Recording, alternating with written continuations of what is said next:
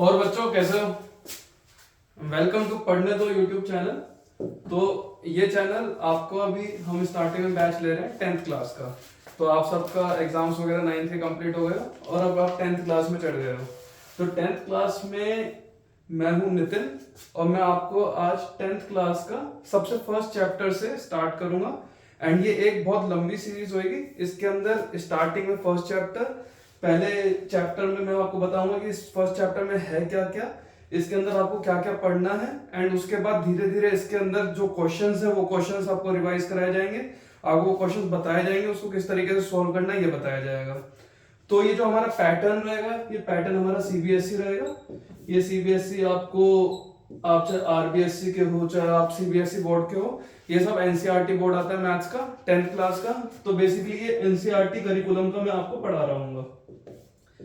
धीरे धीरे हम थोड़े से एनसीईआरटी करिकुलम से जो ऊपर क्वेश्चंस होते हैं, जैसे जो 10th क्लास की बुक्स के अंदर ऑप्शनल एक्सरसाइजेज होती है, वो होता है कि जो आपके एग्जाम्स में नहीं आती है, लेकिन वो एक्सरसाइज अगर आप करोगे तो आपको ओलंपियाड्स में बेनिफिट करती है। वो एक्सरसाइज अगर आप करोगे तो आपको आगे कॉम्पिटिटिव एग्जाम्स में बेनिफिट कर रही होती है। तो वो क्वेश्चंस भी आपको कराए जाएंगे इधर।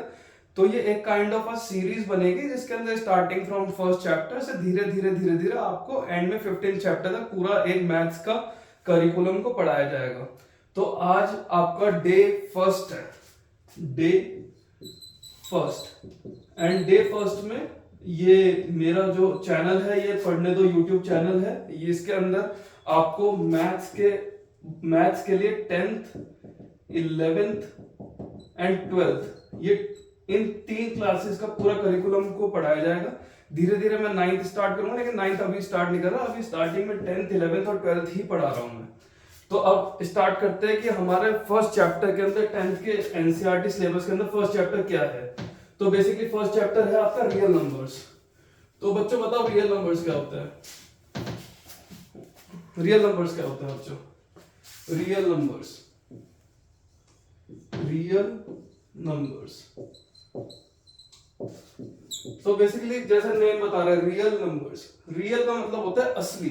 तो बेसिकली रियल नंबर्स वो होते हैं जो असली होते हैं, मतलब जो आपके नंबर्स होते हैं असल में जो नंबर्स होते हैं, मतलब असल में नंबर्स का मतलब जो आपके नंबर लाइन के ऊपर आप नंबर्स को दिखा सकते हो, उसको बोलते हैं रियल नंबर्स। एग्जाम्पल 1, ये रियल नंबर है, कंपोजिट नंबर है, या रियल नंबर है, इमेजिनरी नंबर है? ये एक रियल नंबर है बिकॉज आप इसको दिखा सकते हो 1 को इधर। अच्छा √3, बताओ √3 रियल नंबर है क्या है? √3 भी एक रियल नंबर है, क्योंकि √3 जो आपका होता है 1 और 2 के बीच में कहीं ना कहीं लाई कर रहा होगा। तो √3 भी एक रियल नंबर है। तो मतलब रियल नंबर का मतलब ये होता है कि अगर आप रियल नंबर वो होते हैं जो आप नंबर लाइन पे डिनोट कर सकते हो। जब आप थोड़े बड़े हो जाओगे तब आप पढ़ोगे इमेजिनरी नंबर्स। इमेजिनरी नंबर्स मैं बस एक आपको आइडिया देता हूँ, जब आप थोड़े बड़े होगे तो आप पढ़ोगे इमेजिनरी नंबर्स। इमेजिनरी नंबर्स के अंदर आयोटा लग जाएगा, और आयोटा का मतलब अगर आप उसको आप नंबर लाइन पे नहीं दिखा सकते। तो बेसिकली रियल नंबर्स वो होते हैं, एक आप अपना मतलब इसको रट लो, याद कर लो, मेमोराइज कर लो। रियल नंबर्स वो होते हैं जो आप नंबर लाइन पे दिखा सकते हो। तो अब आते हैं नंबर्स किस किस तरीके के होते हैं। पहला नंबर होता है नेचुरल नंबर्स, दूसरा नंबर होते हैं होल नंबर्स। तो बच्चों अगर आपको कोई डाउट आ रहा है तो आप कमेंट सेक्शन में डाउट डालते रहना। मैं जैसे ही ये लेक्चर खत्म होगा अपलोड करेंगे, उसके बाद अगर मैं बाद में कोई डाउट आपका कमेंट सेक्शन में आता है, मैं आपका डाउट क्लियर कर दूंगा कमेंट सेक्शन में ही। तो नेचुरल नंबर, होल नंबर, तीसरा होता है इंटीजर्स, चौथा होता है, पहला होता है नेचुरल नंबर्स, दूसरा होता है होल नंबर्स, तीसरा होता है इंटीजर्स, चौथा होता है रेशनल नंबर्स, और पांचवा होता है रियल नंबर्स। तो बच्चों नेचुरल नंबर्स क्या होता है? नेचुरल नंबर जैसा आपने पढ़ा होगा, कोई भी नंबर जो 0 से बड़ा है, 1 2 3 4 एक्सेट्रा, ये है नेचुरल नंबर। इसके लिए ज्यादा टाइम नहीं लगाता है, बस एक आपको एक ब्रीफ बता देता हूँ। होल नंबर्स क्या होता है? आप 0 को इंक्लूड कर लो इसके अंदर, 0 1 2 3 4, ये आपका होल नंबर हो गया। इंटीजर्स क्या होता है? अगर आप 1 का -1 भी इंक्लूड कर लोगे, 2 का -2 भी इंक्लूड कर लोगे, एंड सो ऑन, तो ये आपका इंटीजर हो गया। मतलब -1 -2 0 1 2 एंड सो ऑन, ये आपका इंटीजर हो गया। अब बताओ रेशनल नंबर्स क्या होता है? ये एक इंपॉर्टेंट चीज है। सो रेशनल नंबर्स,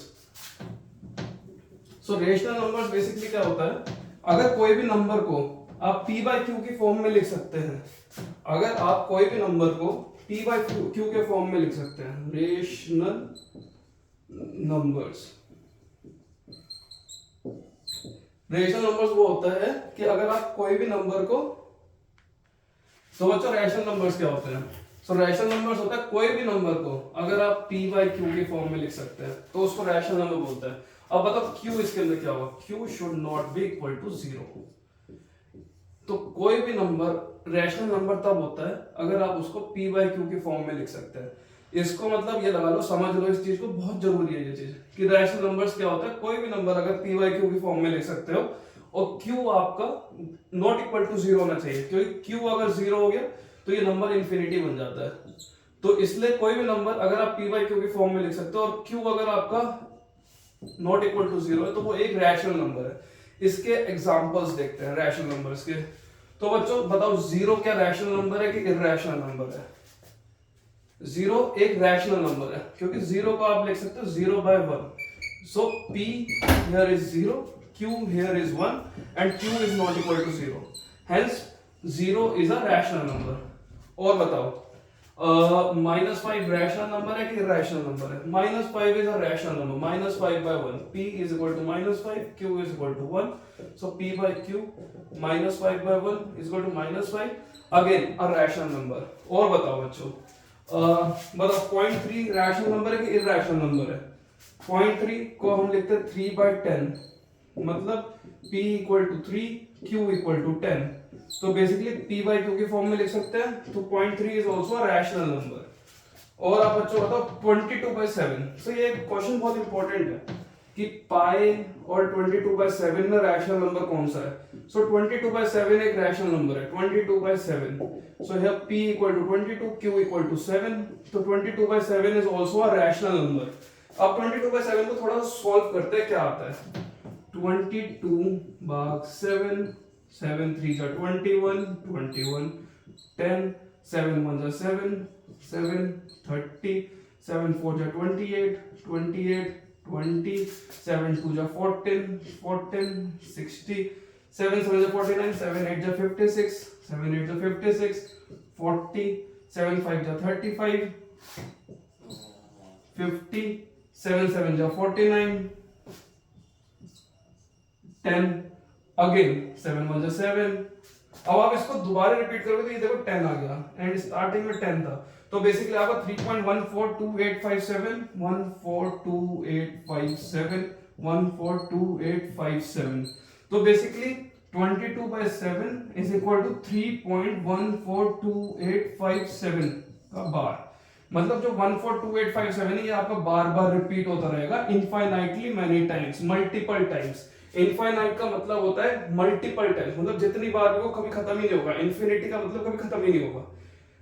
इसका एक एग्जांपल, ट्रीज कितने हैं हमारे अर्थ पे?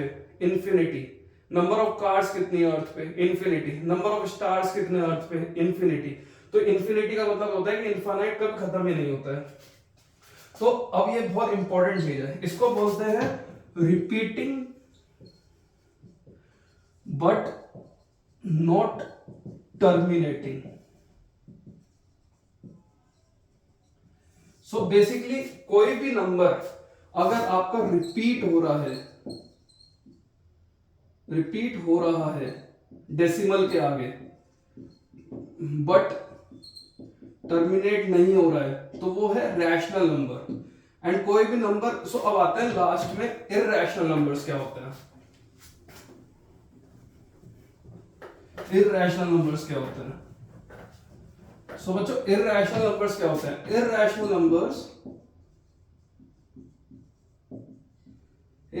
नंबर्स आर द नंबर्स जिसके अंदर ना जो p बाय q के फॉर्म में नहीं लिख सकते। पहली चीज तो इरैशनल नंबर को आप p बाय q के फॉर्म में नहीं लिख सकते हो। सेकंड चीज p बाय q को फॉर्म में नहीं लिख सकते हो। सेकंड चीज अगर आप उसका डेसिमल एक्सपेंशन निकालते हो तो वो आपका नॉन रिपीटिंग नॉन टर्मिनेटिंग आएगा। मतलब ना तो वो रिपीट हो रहा होगा ना वो खत्म हो रहा होगा। फॉर एग्जाम्पल 1.01, 011, 0111, 01111, 01111, ये आपका एक इर्रेशनल नंबर है एंड सो ऑन। ये आपका एक इर्रेशनल नंबर है क्योंकि ये कभी भी रिपीट नहीं हो रहा है, ये कभी भी टर्मिनेट नहीं हो रहा है। रूट थ्री एक आपका इर्रेशनल नंबर है क्योंकि ये आप पी बाई क्यू के फॉर्म में नहीं लिख सकते हो। पाई एक आपका इर्रेशनल नंबर है क्योंकि इसको आप पी बाई क्यू के फॉर्म में नहीं लिख सकते हो। अब एक कंफ्यूजन आपको है कि यार पाई की वैल्यू तो हम 22/7 लेते हैं कोई भी हम क्वेश्चन सॉल्व करते हैं तो।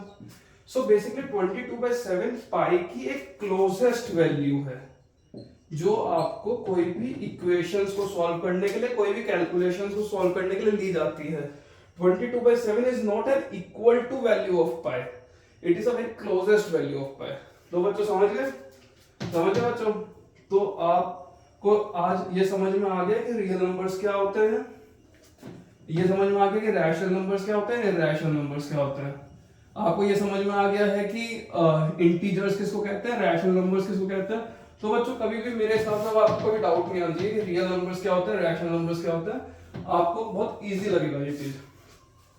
अब इसके कुछ क्वेश्चंस पे आते हैं जो आपके मैथ्स की बुक में है। सीबीएसई की बुक उठाओगे तो आपके मैथ्स की बुक में आएगा, कुछ क्वेश्चंस आएंगे इसके अंदर कि रियल नंबर्स क्या होते हैं, रैशनल नंबर्स क्या होते हैं। तो आपको वो क्वेश्चंस बहुत इजीली सॉल्व हो जाएंगे कि रियल नंबर्स क्या होते हैं एंड उसको कब सॉल्व करते हैं, कैसे सॉल्व करते हैं।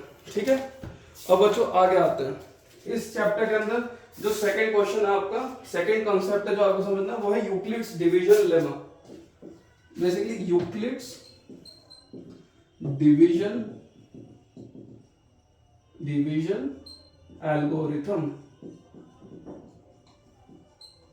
तो भाई देख, एक यूक्लिड हमारे तेरे जैसा कोई एक आदमी था। यूक्लिड एक साइंटिस्ट था जो मेरे आपके जैसा ही था भाई। एंड उसने क्या करा था, उसने एक बेसिक चीज बताई थी। उसने क्या बताई थी, जैसे लेट से आपने 5 को डिवाइड किया 2 से, आपका जो रिमाइंडर आया वो आया 1, क्योंकि 2 into 2 4 आ गया, रिमाइंडर आपका आया 1। एंड जो आपका डिविजर आया वो आपका 2 आ गया, वो क्वोशिएंट आपका 2 आ गया, आपका रिमाइंडर 1 आ गया, और जो आपका डिविजर था वो था 2। तो बेसिकली उसने क्या बोला कि यार 5 को ना आप इस तरह से भी लिख सकते हो, 2 into 2 plus 1। ठीक है, तो यूक्लिड भाई ने क्या बोला, यूक्लिड भाई ने कुछ भी नहीं बोला। उसने ये बोला कि कोई भी एक नंबर है a, कोई भी एक नंबर है a, उसको आप ऐसे लिख सकते हो p b plus r। ठीक है, यूक्लिड भाई ने सिर्फ ये बोला कि कोई भी नंबर है a, उसको आप लिख सकते हो p b plus r। तो बेसिकली इसका मतलब क्या है, इसका मतलब क्या है, तो जो r होगा वो ऑलवेज आपका लेस देन b होगा and greater than equal to 0 होगा। ठीक है, तो इस केस में क्या है, 5 इक्वल टू 2 into 2 plus 1। तो जो आपका जो a है वो 5 है, जो आपका p है वो 2 है, जो आपका b है वो भी 2 है, जो आपका r है वो भी 1 है। तो r is less than 2 is greater than equal to 0। तो यूक्लिड भाई ने सीधा ये बोला कि भाई कोई भी आपका जो नंबर है उसको आप a equal to p v plus r में लिख सकते हो। सिंपल सी बात है, कोई भी नंबर आपका a equal to p v plus r में लिखा जा सकता है। चलो अब इसका थोड़ा सा एक बड़ा एग्जांपल देखते हैं।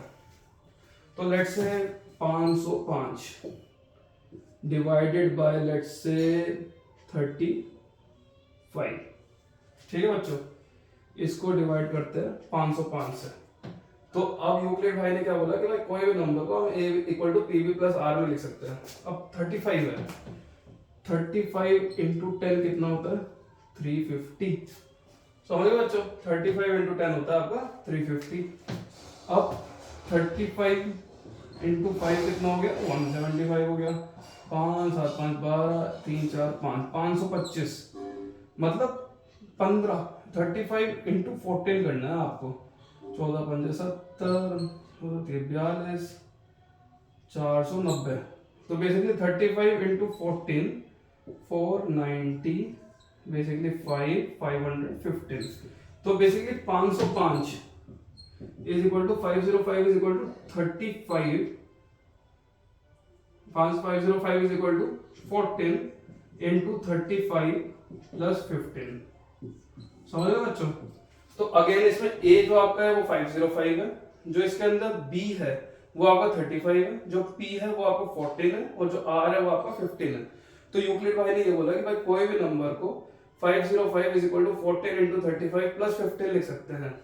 अब अगर आपको इसका एचसीएफ निकालना है यूक्लिड डिवीजन लेमा से, तो वो कैसे निकालोगे? अब आप इसको 35 को 505 की जगह लेके आ जाओ, 35 इज इक्वल टू इस 15 को इधर लेके आ जाओ, 15 into 2 30 plus 5, so 35 is equal to 15 into 2 30 plus 5। ठीक है, अब इसको दोबारा 15 को इधर लेके आ जाओ, 15 और 5 को इधर लेके आ जाओ, 5 इंटू 3 प्लस 0। ठीक है, समझ गए बच्चों? तो जब आपका यूक्लिड डिवीजन लेमा को सब्स्टिट्यूट कर करके अगर आपका रिमाइंडर 0 आ जाता है, r इज इक्वल टू 0, अगर आपका रिमाइंडर 0 आ जाता है, तो ये जो b है ना, ये b, ये आपका HCF होगा, ये आपका HCF होगा। इसके केस में आपका जो हाईएस्ट कॉमन फैक्टर है वो है 5। सो बेसिकली 5 ना 35 को भी डिवाइड करता है और 5 ना 505 को भी डिवाइड करता है। तो ये इतना टफ नहीं है। अगर आप कोई भी आपको दो नंबर्स का HCF निकालना है, लेट्स से एक नंबर x1 है, एक नंबर x2 है, ठीक है बच्चों? अगर लेट्स से एक नंबर x1 है, एक नंबर x2 है, और अगर उसको बोला जाता है, आपको ये सवाल आता है कि यूक्लिड डिवीजन लेमा को यूज करके, यूक्लिड डिवीजन एल्गोरिथम को यूज करके आपको इसका HCF निकालना है, तो आप इन दोनों में से पहले तो ये चेक करो कि बड़ा कौन सा है। Let's say x2 is greater then x1, let's say x2 is greater then x1। एक एग्जांपल भी पैरेलली साथ में ले लेते हैं। चलो बुक का एग्जांपल ले लेते हैं ताकि क्या आप लोगों के लिए इजी रहे इसको समझना। तो बुक का एग्जांपल ले लेते हैं। तो use Euclid division algorithm to find the HCF of 4052 and 12576। चलो ये बुक का एग्जांपल ले लिया, ठीक है। तो अब इसमें आपको ये चेक करना है पहले तो इन दोनों नंबर से बड़ा कौन सा है। तो सिंपल सी बात है, 1 2 5 7 6 is equal two is greater then 4052। ठीक है बच्चों।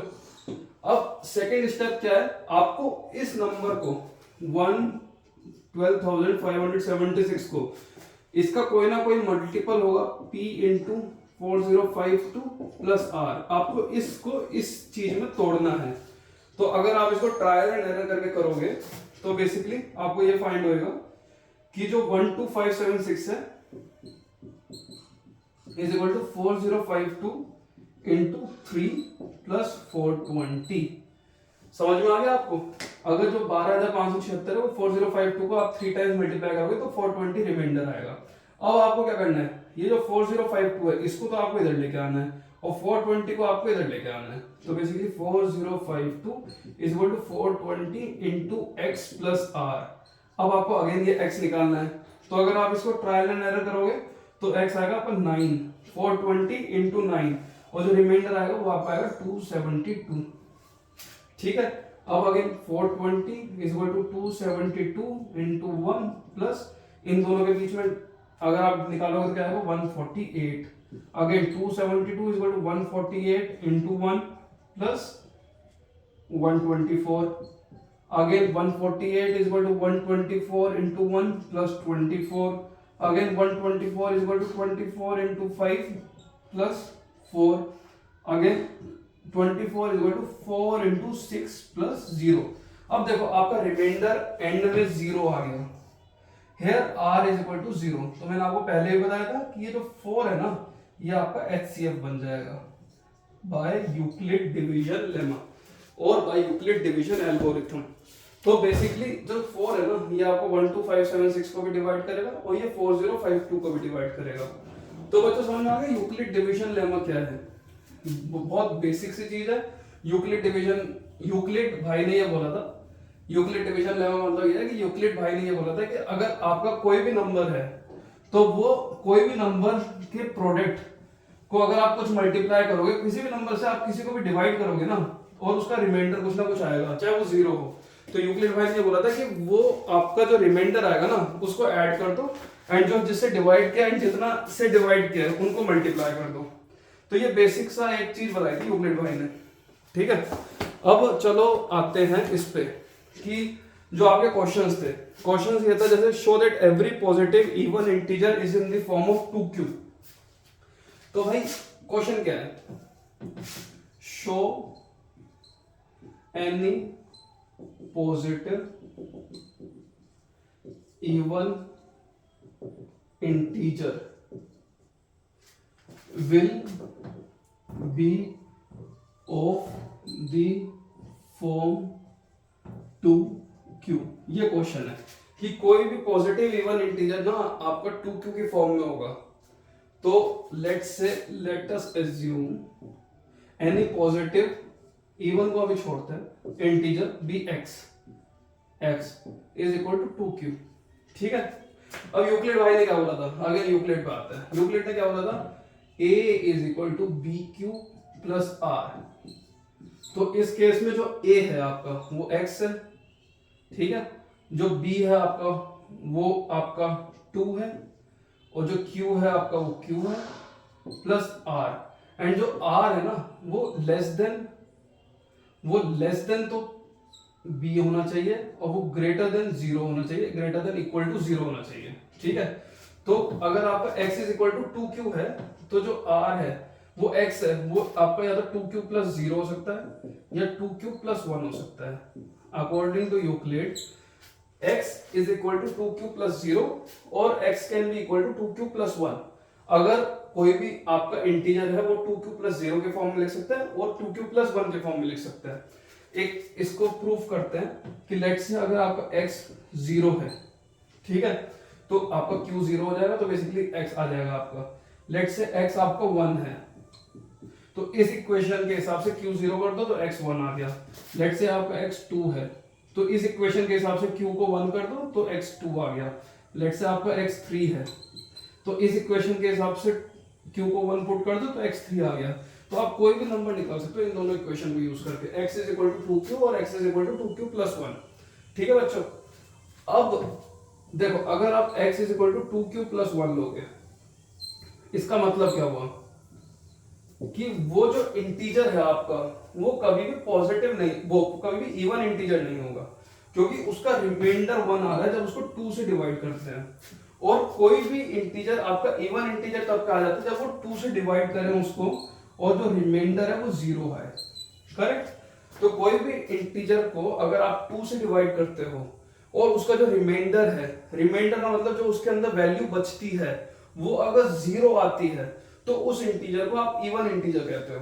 तो मतलब यूक्लिड भाई के हिसाब से x is equal to 2q अगर हम करते हैं और इसको अगर हम 2 से डिवाइड करते हैं तो x इज इक्वल टू, इसको अगर हम 2 से डिवाइड करते हैं तो रिमाइंडर आपका 0 आता है, ठीक है। और अगर हम 2q प्लस 1 कंसिडर करते हैं और इसको अगर हम 2 से डिवाइड करते हैं, x को हम 2 से डिवाइड करते हैं तो रिमाइंडर 1 आता है, बेसिकली क्योंकि 2 जो आपका है वो एक डिविजर है, समझ गए। तो अगर रिमाइंडर 1 आता है तो मतलब वो इवन नहीं हुआ, वो ऑड इंटीजर हो गया। तो इसका मतलब यह है कि x का अगर रिमाइंडर 0 आना चाहिए अगर उसको इवन इंटीजर है, तो मतलब कोई भी पॉजिटिव इवन इंटीजर को 2q की फॉर्म में ही होना पड़ेगा। अगर वो 2q प्लस 1 की फॉर्म में होता है तो वो एक ऑड इंटीजर कहलाया जाएगा। तो बच्चों समझ गए, ये है इसका छोटा सा सॉल्व करने का तरीका, ठीक है बच्चों, समझ गए। अब अगले क्वेश्चन पे आते हैं, जो अगला क्वेश्चन है। अगले क्वेश्चन में ये बोलता है, अगला क्वेश्चन जो आपका मैथ्स का एग्जांपल है वो ये बोलता है कि show any positive odd integer, show any positive odd integer is in the form of 4q plus 1 और 4q प्लस 3, ठीक है। तो अगला क्वेश्चन है आपका ये बोलता है कि कोई भी पॉजिटिव ऑड इंटीजर है वो 4q प्लस 1 और 4q प्लस 3 के फॉर्म में होगा। चलो अब बच्चों इसको करते हैं। तो अगर कोई भी यूक्लिड के हिसाब से क्या है, अगेन आप यूक्लिड डिवीजन लेमा पे आओ। अगर इंटीजर को आप x लेते हो और आप उसको 4q लिखते हो तो उसकी क्या क्या हो सकती है, या तो वो x 4q प्लस 0 हो सकता है, या 4q प्लस 1 हो सकता है, या 4q प्लस 2 हो सकता है, या 4q प्लस 3 हो सकता है। इन चारों ऑप्शंस में से कुछ हो सकता है, या तो 4 क्यूब प्लस 0 होगा, या 4 क्यूब प्लस 1 होगा, या 4 क्यूब प्लस 2 होगा, या 4 क्यूब प्लस 3 होगा। ठीक है, तो कोई भी अगर आपका इंटीजर, अगर जो आपका a is equal to b p plus q है, और अगर आपका p जो 4 है जो इस केस में है, तो 0 जो r है आपका, जो r है रिमाइंडर है, वो 0 हो सकता है, या 1 हो सकता है, या 2 हो सकता है, या 3 हो सकता है। समझ गए बच्चों, वो 0 हो सकता है, या 1 हो सकता है, या 2 हो सकता है, या 3 हो सकता है। अब देखो इसके अंदर अब आपको ये प्रूव करना है कि 4 क्यूब प्लस जो 4 क्यूब प्लस जो आपका x है, जो एक पॉजिटिव इंटीजर है, वो आपका ओड कब होगा, वो आपका ओड कब होगा, वो आपका ओड जब होगा जब इवन नहीं होगा। अगर वो इवन नहीं होता है तो, एंड वो आपका इवन कब होगा, अगर वो डिवाइड बाय 2 करोगे, डिवाइड बाय 2 करोगे तो रिमाइंडर जो है वो 0 देगा, रिमाइंडर जो है वो 0 देगा। अब आप इसको देखिए, अगर x आपका 4q के फॉर्म में होगा तो ये तो 2 से भी डिवाइड हो रहा है, अगर x बाय 2 करोगे तो ये 2q हो जा रहा है, करेक्ट, ये 2 से डिवाइड हो जा रहा है, तो मतलब ये जो आपका है ये तो इवन इंटीजर है। अगर आपका 4q प्लस 2 होता है तो ये 4q प्लस 2 भी 2 से डिवाइड हो जा रहा है, तो 2q प्लस 1, तो बेसिकली जो ये जो 4q प्लस 2 है ये भी आपका इवन इंटीजर है। बट 4q प्लस 1 और 4q प्लस 3 ये दोनों आपके 2 से डिवाइड नहीं हो पा रहे हैं, क्योंकि इधर जो आपका 1 है और जो इधर आपका 3 है ये 2 से डिवाइड नहीं हो पा रहा है। तो बेसिकली जो x है वो आपका या तो 4q प्लस 1 होगा या 4q प्लस 3 होगा। तो बेसिकली जो x है आपका 4q प्लस 1 होगा और 4q प्लस 3 होगा। तो बच्चों समझ गए, ये एक छोटा सा इसके अंदर समझना है कि ये किस तरह से सॉल्व किया जाता है। आपको जो क्वेश्चन में दिया गया है उसी को एज्यूम कर लो, उसके मल्टीपल ऑप्शंस देख लो क्या क्या ऑप्शंस हो सकते हैं, एंड उसके बाद आप उसको एग्जीक्यूट कर लो कि किस तरह से क्या उसकी पॉसिबिलिटी है। अब तीसरे क्वेश्चन पे आते हैं। तीसरा क्वेश्चन क्या है, तीसरा क्वेश्चन बेसिकली एक अच्छा क्वेश्चन है। तो ये क्या बोलता है, एक स्वीट सेलर है, ठीक है भाई, एक मिठाई बेचने वाला है, मिठाई बेचने वाला है। भूख तो नहीं लग गई बच्चों, भूख लग गई तो थोड़ा पॉज वॉज करके कुछ खा पिया हो, और भूख नहीं लगी तो आगे क्वेश्चन देखो।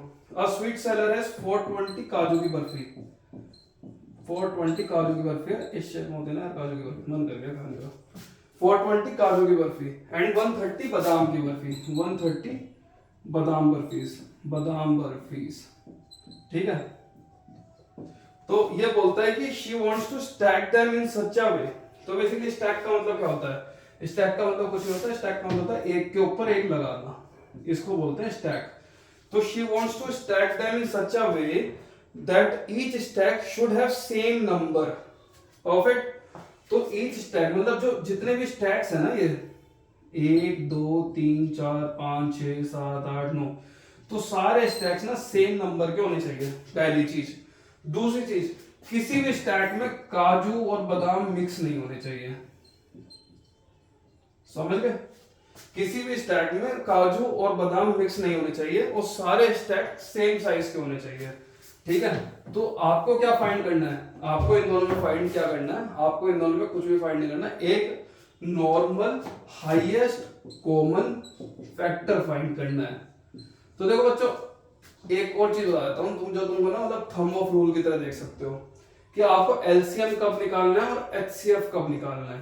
तो बेसिकली आपको एलसीएम कब निकालना है, आपको एलसीएम तब निकालना है अगर आपका आंसर आपको लगता है इन दोनों से बड़ा होगा, इन दोनों से बड़ा होगा या इन दोनों के बराबर होगा, किसी बड़े के बराबर होगा, तब तो आपको निकालना है एलसीएम। और अगर आपको लगता है कि आपका आंसर इन दोनों से छोटा हो सकता है या बराबर हो सकता है छोटे वाले नंबर से, तब आपको निकालना है एचसीएफ। तो इन दोनों में आपका आंसर एलसीएम तो देखो हो नहीं सकता, क्योंकि एलसीएम तो इन दोनों से बड़ा होगा, और इन दोनों से अगर कोई आंसर बड़ा होता है तो उतने में तो स्टैक कर ही नहीं पाओगे। तो आपका आंसर इसमें आपको निकालना है एचसीएफ। अब यूक्लिड भाई ने क्या बोला था एचसीएफ निकालने के लिए, आप कुछ भी मत करो, 420 into 130 into x plus y और a equal to b p plus q, और आप 130 इंटू पी प्लस क्यू 420, आपको ये निकालना है। अब भाई 13 का मल्टीप्लाई क्या होता है, 420 इज इक्वल टू 130 इंटू 3 390, और इसमें क्या 30 अब 130 को इधर ले आओ, 130 is equal to 30 into 4, 120 plus 10। अब 30 को इधर ले आओ और 10 को इधर ले आओ, 30 is equal to 10 into 3 plus 0। अब आपका रिमाइंडर 0 आ गया है, मतलब जो आपका 10 है वो एक HCF है, तो मतलब जो आपका आंसर है इसका वो 10 है। मतलब जो काजू की मिठाई है ना उसको तो आप 42 मतलब 42 टाइम्स ऐसे स्टेक कर सकते हो, और जो बादाम की मिठाई है उसको आप 13 टाइम्स स्टेक कर सकते हो, ठीक है। एंड ये दोनों इक्वल स्टेक्स हो जाएंगे, मतलब ये वाला जो लेंथ होगा ये वाला जो लेंथ होगा या जो हाइट होगी वो इक्वल होगी। तो यही इस क्वेश्चन का आंसर है। तो answer of this question is 10। तो बच्चों देखो एग्जांपल ना मैं अभी सॉल्व नहीं कर रहा हूँ आपके लिए, ठीक है। जो एक्सरसाइजेज है वो आपको खुद सॉल्व करनी है, एंड उसमें अगर आपको कोई क्वेश्चन आता है ना तो मैं कुछ टाइम बाद ना हर एक एक्सरसाइज की सेपरेट वीडियोस बनाऊंगा। आप उन सेपरेट वीडियोस को चेक करना, उन सेपरेट वीडियोस को चेक करके उसके अंदर आपको हर एक आंसर का सॉल्यूशन निकल जाएगा।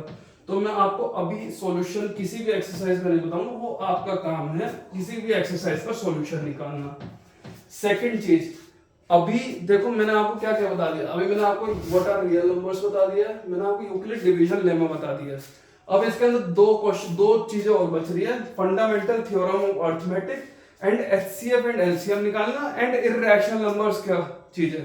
तो ये 3 चीजें बच रही है इसके अंदर। ये 3 चीजें मैं आपको कल दोबारा वीडियो डालूंगा जिसके अंदर आप बची हुई 3 चीजें पढ़ पाओगे, ठीक है। या वो वीडियो आपको शायद YouTube में मिल भी जाएगी, जब तक मैं ये अपलोड करूंगा तब तक आपको ये वीडियोस मिल जाएगी। तो अभी आपके पास व्हाट आर रियल नंबर्स आपको समझ में आ गया, यूक्लिड डिवीजन लेमा समझ में आ गया आपको, इसके अराउंड कुछ क्वेश्चंस मैंने आपको करा दिए। HCF कैसे निकालना है यूक्लिड डिवीजन लेमा में ये समझ में आ गया आपको। अब एक्सरसाइज 1.1 को आपको खुद सॉल्व करना है, बिना चिटिंग के सॉल्व करना है, एंड अगर कोई इश्यू आता है तो आपको कमेंट सेक्शन में डालना है, और मैं आपको दोबारा मिलता हूं इसके आगे पढ़ाने के लिए। तो टिल देन हंसते रहो, खेलते रहो, पढ़ने दो, चैनल को सब्सक्राइब करो। धीरे धीरे इस चैनल पे आपको पूरे 10th क्लास का करिकुलम डल जाएगा। आपको 11th क्लास में अगर आप मैथ्स लेते हो तो 11th का करिकुलम भी डल जाएगा एंड 12th का करिकुलम भी डल जाएगा। तो ये एक वन स्टॉप सॉल्यूशन आपको मिल जाएगा स्कूल के बाद पढ़ने के लिए या कुछ समझने के लिए। टिल देन टाटा, एंड अगर कोई इशू हो आप कमेंट सेक्शन में डालिए, मैं आपको कमेंट सेक्शन में रिप्लाई करूंगा। Till then thank you.